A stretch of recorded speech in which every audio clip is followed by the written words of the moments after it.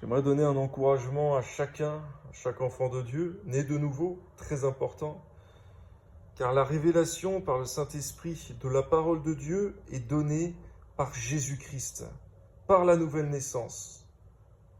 Et donc, j'aimerais dire à chacun qu'il est très important, nécessaire, primordial, en tant que chrétien, enfant de Dieu, né de nouveau, qui a reçu l'Esprit Saint comme consolateur, comme enseignant, car l'Esprit Saint non seulement est une puissance, mais également une personne de Dieu, et donc de se gorger de la parole de Dieu, qu'elle vienne habiter en nous véritablement. Vous pouvez voir au travers de cette chaîne YouTube que mon ministère consiste à faire aimer et appliquer la parole de Dieu aux enfants de Dieu, à véritablement l'adopter comme un style de vie, comme une nourriture véritable.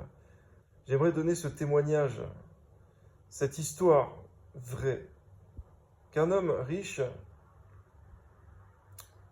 quelqu'un qui avait un haut poste professionnel, avait beaucoup d'objets de valeur dans un appartement. Or, un jour, l'immeuble a pris feu. Tout a été consumé, calciné, tout a brûlé. Seulement sa Bible est restée intacte. Également, une voiture a été incendiée, fortement accidentée, et seulement la Bible est restée intacte. Non pas que la Bible doit devenir un objet d'idolâtrie, mais le Seigneur par cela veut nous montrer que sa parole subsiste éternellement, qu'elle ne sera pas anéantie. Et de la même manière, il y eut un film qui faisait mention d'un homme qui portait en lui la parole de Dieu. Et par lui, la parole de Dieu a pu être écrite à nouveau alors qu'elle n'existait plus sur terre.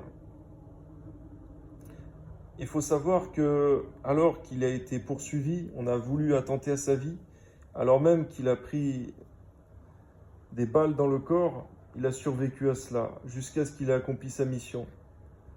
J'aimerais vous dire à combien Dieu veille sur sa parole pour l'accomplir, de la même manière que si la parole de Dieu habite en nous abondamment, Dieu, d'une manière surnaturelle, protégera nos vies. Il s'agira en effet de marcher de manière agréable à Dieu également.